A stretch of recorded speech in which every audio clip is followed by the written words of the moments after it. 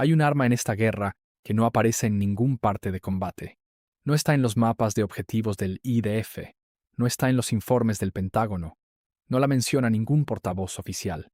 No la verás en las imágenes satelitales de Fordow, ni en las ruinas de Natanz. Pero es el arma más poderosa que tienen Estados Unidos e Israel en este conflicto.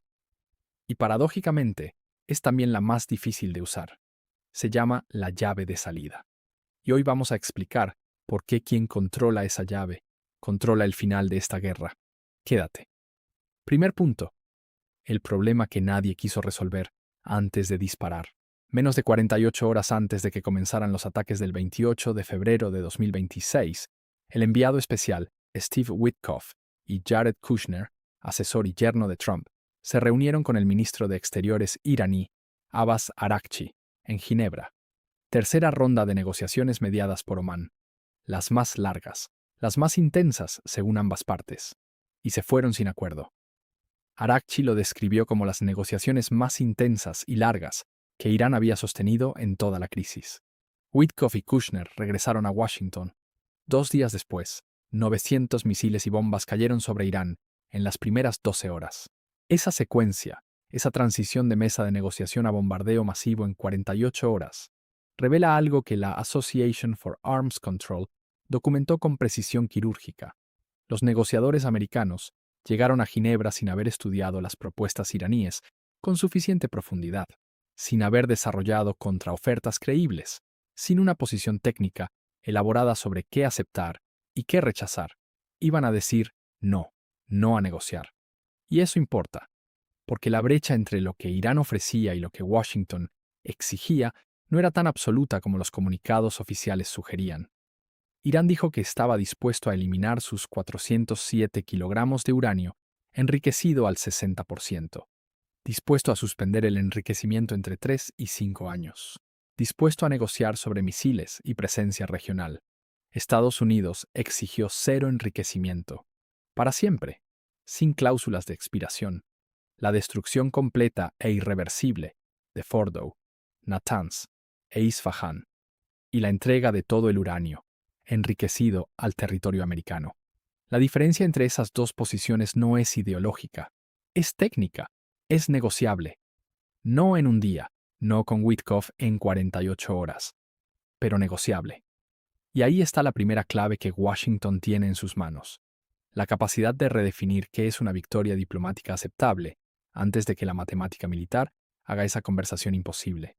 Segundo punto, la bomba que solo tiene Estados Unidos.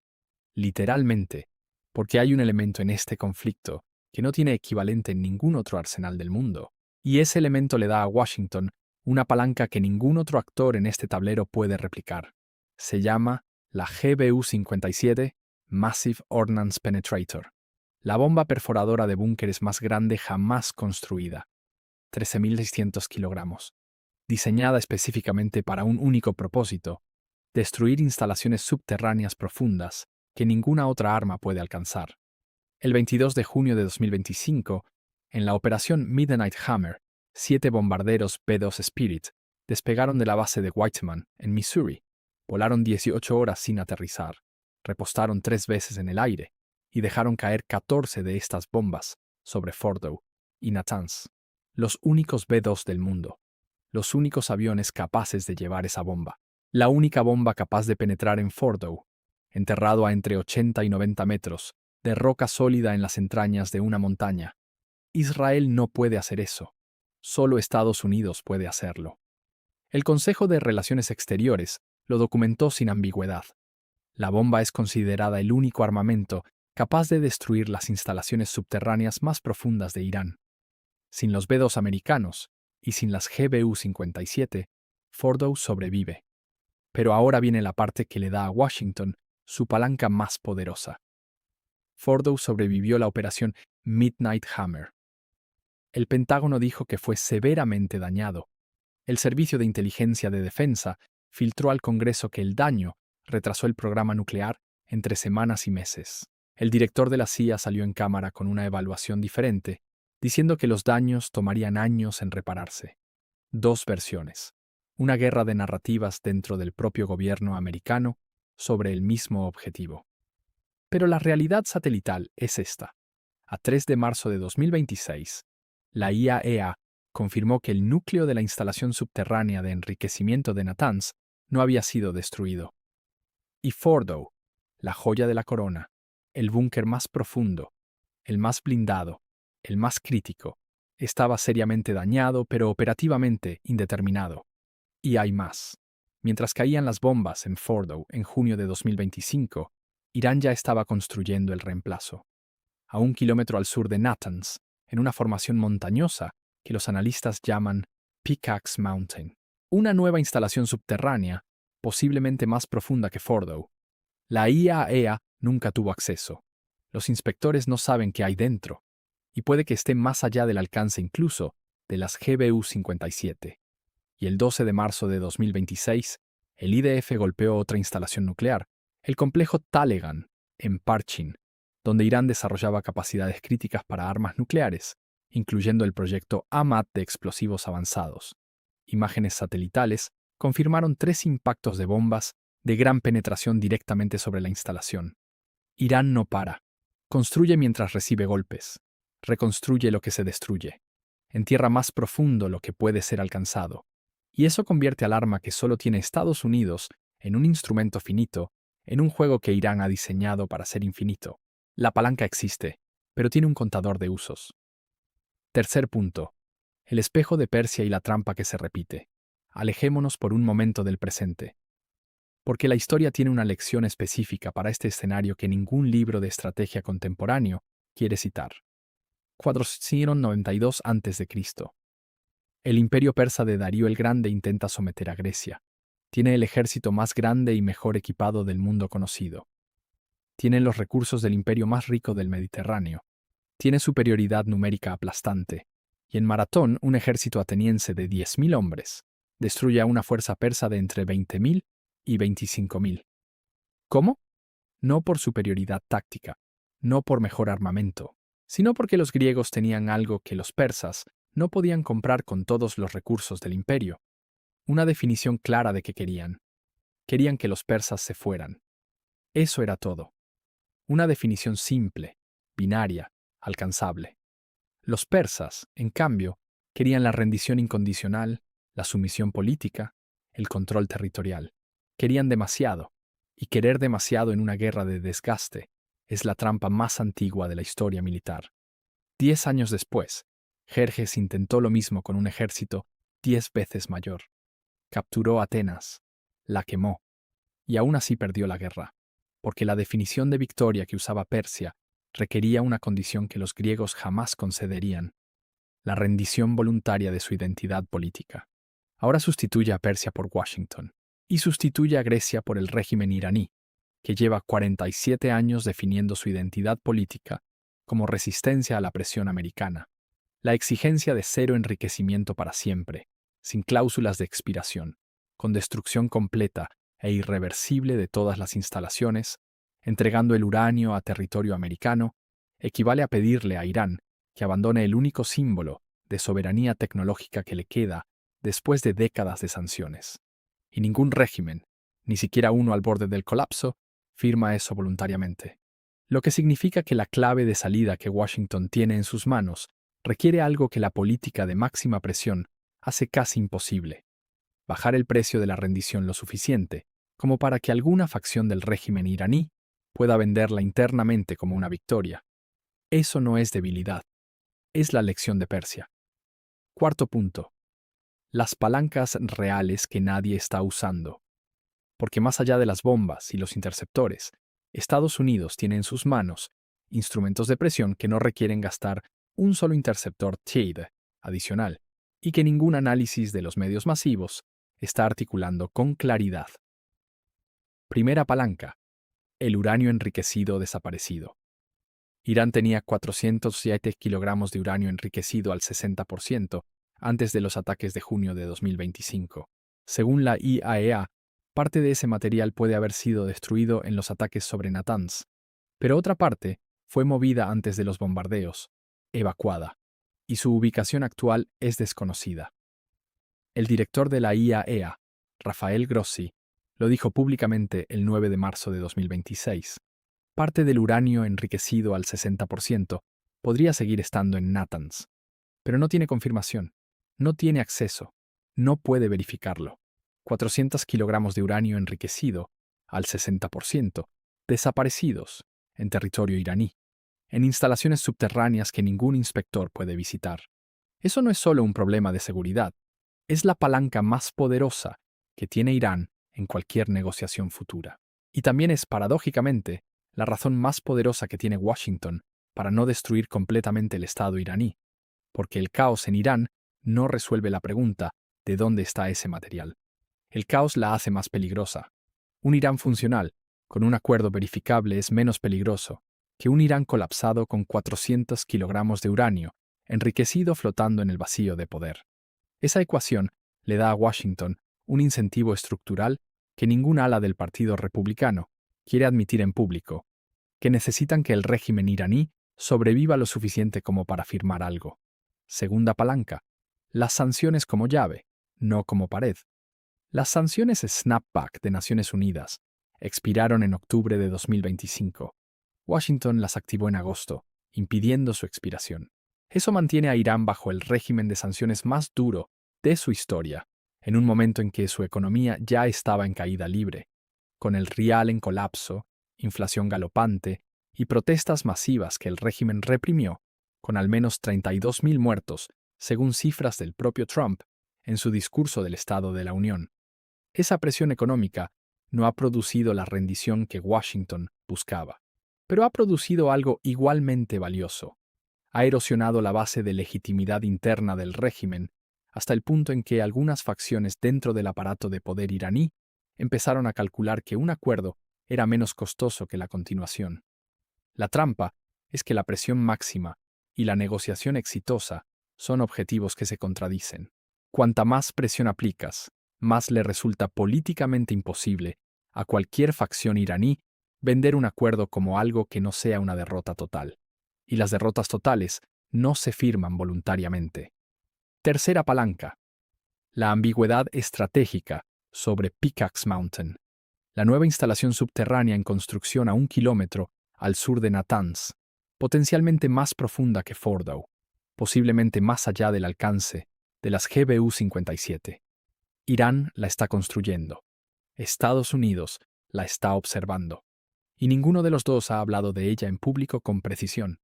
Esa ambigüedad es una palanca de negociación. Si Irán sabe que Pickaxe Mountain puede ser destruida, tiene un incentivo para ponerla sobre la mesa de negociación. Si cree que está a salvo, no tiene ese incentivo. La amenaza implícita de que el arsenal americano puede alcanzar lo que aún no ha alcanzado vale más como amenaza que como acción ejecutada. Dispararla es consumir la palanca. Mantenerla suspendida sobre la mesa es ejercerla. Quinto punto. La ventana que se cierra. Porque todo lo anterior tiene una condición temporal que nadie está nombrando con suficiente claridad. La ventana de negociación tiene un reloj. Y ese reloj está corriendo en direcciones simultáneas que convergen hacia un punto de no retorno. Primer contador, el programa nuclear iraní. El Pentágono estimó que los daños en Fordow y Natanz retrasaron el programa entre 1 y 2 años, más cercano a 2. Eso significa que la ventana para un acuerdo que verifique y congele el programa existe ahora. No existirá en 2028 si Pickaxe Mountain entra en operación. No existirá en 2029 si el programa se reconstituye bajo tierra a profundidades que ninguna bomba convencional puede alcanzar. Segundo contador, el inventario de interceptores. Ya lo hemos analizado en detalle en este canal. El cuarto del arsenal THAAD americano, consumido en 12 días. 12 interceptores fabricados al año. La ventana militar para sostener este nivel de operaciones es finita, y cada semana que pasa sin un acuerdo es una semana en que ese inventario se degrada. Tercer contador, el reloj político doméstico. La economía americana creciendo al 0,7%. La gasolina 55 centavos más cara en una semana. Los agricultores americanos advirtiendo de escasez de fertilizantes. $3.5 billones evaporados de los mercados en la primera semana de conflicto. Las elecciones de medio mandato en el horizonte. La presión para declarar algo como victoria y salir aumenta con cada semana. Y una salida apresurada sin acuerdo deja todos los problemas intactos. Cuarto contador. El reloj iraní. El régimen ha perdido a su líder supremo. Ha perdido décadas de infraestructura nuclear. Ha perdido su red regional de proxies en Líbano, Yemen y Siria en distintos grados. Pero sigue en pie y sigue produciendo misiles y está construyendo Pickaxe Mountain y tiene 400 kilogramos de uranio enriquecido en algún lugar bajo tierra. La degradación que Washington ha infligido no es permanente, es temporal y Teherán lo sabe. Sexto punto. Lo que la llave puede abrir, si alguien la usa. Entonces, ¿cuál es la salida que existe? Carnegie Endowment lo formuló con la precisión que solo los grandes centros de pensamiento estratégico se permiten cuando nadie está mirando las cámaras. El problema nuclear que sobrevive es uno que los ataques militares son cada vez menos capaces de resolver. La rendición de cuentas sobre el material en Isfahan y Fordow requiere una solución diplomática o basada en inspecciones. Las bombas no pueden producir inventarios verificados. Las bombas no pueden producir inventarios verificados. Esa frase debería estar enmarcada en cada despacho del Pentágono, porque contiene la clave que nadie quiere pronunciar, que el objetivo final de este conflicto, la verificación de que Irán no puede construir un arma nuclear, no puede lograrse militarmente. Solo puede lograrse diplomáticamente. Y eso significa que la llave que tiene Washington no es la bomba de 13.600 kilogramos. La llave es la negociación. La bomba es la amenaza que hace que la negociación sea posible. Al Jazeera documentó en enero de 2026, antes de que comenzara la guerra actual, la posición real de Washington en privado, que podría estar abierto a un entendimiento con elementos del régimen, incluyendo actores vinculados a los guardianes de la revolución, si esos actores estuvieran dispuestos a conceder suficiente en misiles, restricciones nucleares y comportamiento regional como para que Trump pudiera declarar éxito. Declarar éxito. No ganar. No rendición incondicional. Declarar éxito. Esa es la definición real de victoria que el análisis privado de Washington contempla. No el cambio de régimen. No cero enriquecimiento para siempre, sino suficiente para que Trump pueda salir en cámara con los brazos en alto. Y esa definición de victoria sí es alcanzable, con la presión correcta, con los intermediarios correctos, con una oferta técnica que alguna fracción del régimen iraní pueda vender internamente. Omán lleva meses en ese rol. Turquía quiso ser parte de él. Qatar y Arabia Saudí empujaron a ambas partes hacia la mesa. Esas palancas diplomáticas existen, están activas y están siendo subutilizadas por una administración que mezcló la amenaza militar con la negociación, hasta hacer imposible distinguir cuál era el instrumento principal y cuál era el secundario. Así que cerramos con la imagen completa. Estados Unidos tiene la bomba que nadie más tiene. El B-2, la GBU-57, la única arma capaz de alcanzar las instalaciones más profundas de Irán. Tiene las sanciones más duras de la historia, con la economía iraní en caída libre y el régimen más débil que ha estado en décadas. Tiene el tiempo trabajando parcialmente a su favor, porque el programa nuclear iraní fue retrasado entre 1 y 2 años por los ataques del verano pasado. Tiene el apoyo de los mediadores regionales más importantes: Omán, Qatar, Arabia Saudí, todos con incentivos poderosos para que esto termine con un acuerdo y no con el estrecho de Hormuz cerrado indefinidamente. Y tiene algo que Irán no tiene: la capacidad de ofrecer el levantamiento de las sanciones que están destruyendo la economía iraní, la capacidad de ofrecer inversión americana en un programa nuclear civil, la capacidad de ofrecer la normalización que haría que el siguiente líder iraní, quien quiera que sea después del colapso del liderazgo de Khamenei, pudiera venderle a su población algo mejor que la guerra perpetua. Esas son las llaves. Pero las llaves solo sirven si alguien las pone en la cerradura. Y mientras Washington siga definiendo la victoria como rendición incondicional, mientras siga exigiendo cero enriquecimiento, para siempre con total irreversibilidad, mientras siga tratando la negociación como un instrumento de propaganda en lugar de un instrumento estratégico, esas llaves van a seguir en el bolsillo. Y el reloj va a seguir corriendo, interceptor a interceptor, túnel a túnel, metro a metro bajo tierra, hasta que el momento en que la llave podía abrir algo ya no exista, y lo que quede no sea una negociación, sino solo la pregunta de cuánto ha costado descubrir que había una salida que nadie quiso usar a tiempo. Si esto te hizo pensar, compártelo con alguien que crea que esta guerra solo se decide con bombas. Nos vemos en el siguiente.